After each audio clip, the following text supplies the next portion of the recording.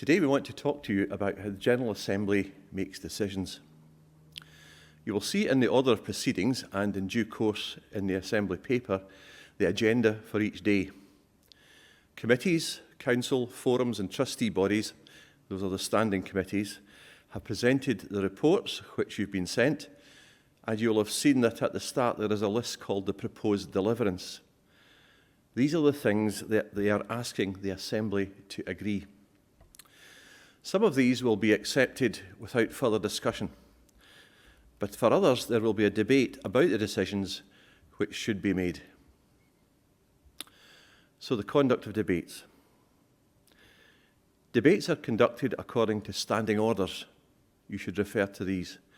They are set out in the back of the order of proceedings. This year, we have also printed immediately after the current standing orders the changes that the Assembly Business Committee proposes to the standing orders, since this is to be an online assembly.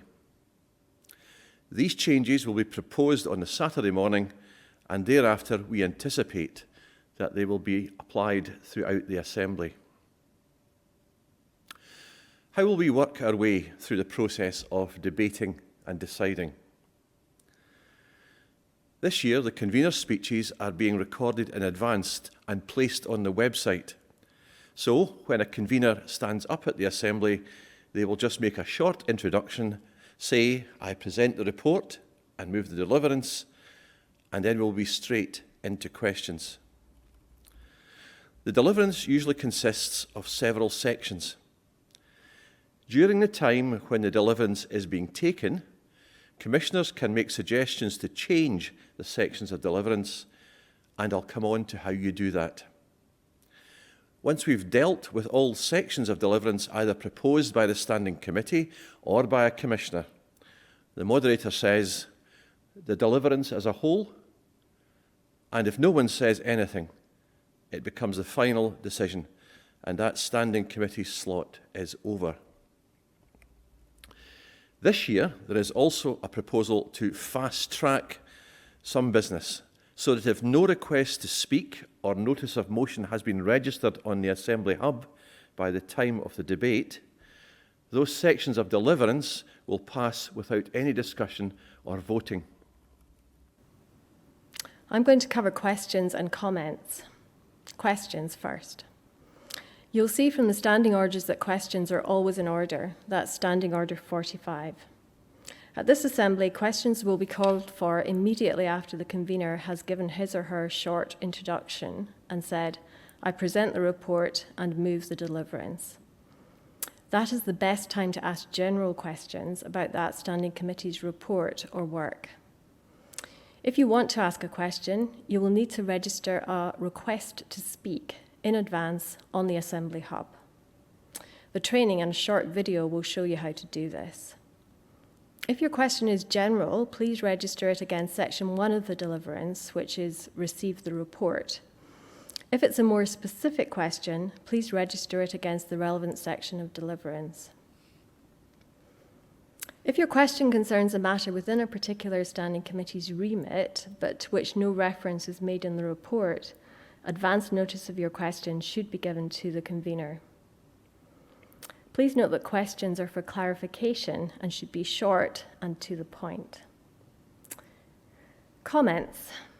Again, please register an intention to speak using the Assembly Hub. General comments should be made in relation to Section 1 of a deliverance, Receive the Report, and more specific comments should be registered against the particular section of deliverance. The Assembly makes decisions by agreeing or not agreeing to motions put before it. Most motions are put to the Assembly as sections of deliverance from the standing committees, i.e. the motions that are already set out in the Assembly reports. But these motions can be changed, and such changes can be proposed by commissioners or youth representatives. Notices of motion. It helps everyone if you can give advance notice of your notice of motion. For this Assembly, a notice of motion must be given by registering it through the Assembly Hub application. Details of how to do that will be shared at the training events and can be seen on the video. One reason for giving advance notice is that the clerks will assist you in framing your motion so that it will achieve what you have in mind. We may be in touch with you when you first register your motion and before it is published on the Hub. Types of motion, and you should give notice of these. First is amendments. That's adding words to or removing words from a section of deliverance, but leaving the basic meaning intact. You can also propose an amendment to another commissioner's amendment. This is known as amending the amendment. Second is counter motions. This is where you're proposing an alternative to an existing proposed section of deliverance, which, if approved, would be distinctly different from the section proposed by the Standing Committee. So the effect is that if your counter motion is accepted by the Assembly, the originally proposed section falls. There can be more than one counter motion, in which case votes are taken amongst the motion and the counter motions. If any one counter motion has an overall majority, then it carries. Otherwise, the one with the fewest votes falls, and we carry on until one has an overall majority. It's also possible to propose an amendment to another commissioner's counter motion. As with other motions, the Assembly will make the choice. The moderator will guide us through these complexities. Third is a new section of deliverance altogether. This adds to the Standing Committee's work or affirms a priority. A new section needs to be added at the appropriate point in the deliverance or at the end, and the clerks can advise on this. The motion needs to fall within that Standing Committee's remit, and for this type of motion, you must give notice in writing in advance to the relevant convener. That's Standing Order 84. Note that you cannot propose a motion to reject a section of deliverance. Instead, if you don't agree with a section, but you don't want to change it or replace it, you should simply speak and encourage a vote against the motion, i.e. suggest the Assembly reject it. Using the Assembly Hub, you would register to speak for when the proposed section of deliverance is taken, and when you're called to speak, you would explain why you encourage a vote against it. The Assembly Hub enables you to indicate that you wish to speak against. The moderator is the final judge of the category into which a motion falls. The procedure for dealing with motions. This is Standing Order 100. Amendments are always dealt with first. Motions and counter motions are polished up, with any amendments voted on until there are no further amendments. Then the Assembly can decide between the motion and the counter motions. Take this example. Imagine we are dealing with the report of the Church Hymnaries Trust. It has two sections of deliverance. One is receive the report.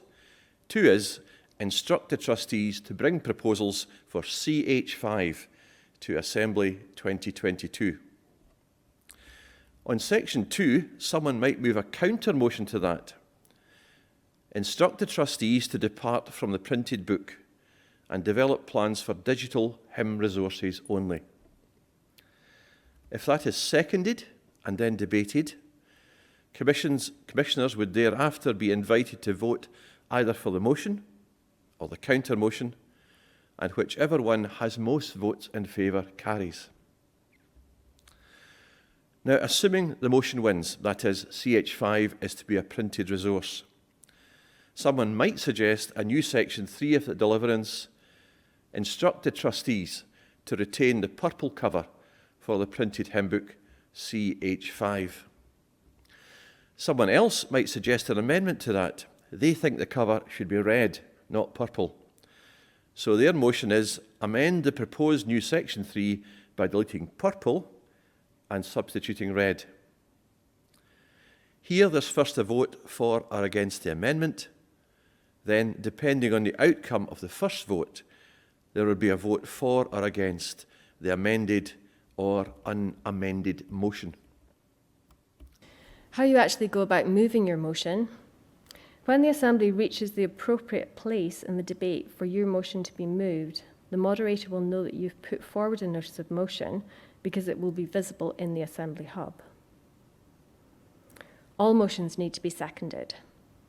Other commissioners will be able to see your motion and may note in advance, using the Assembly Hub, that they will second your motion. At the time your motion is moved, a check will be made of the Assembly Hub to see that there is a seconder registered.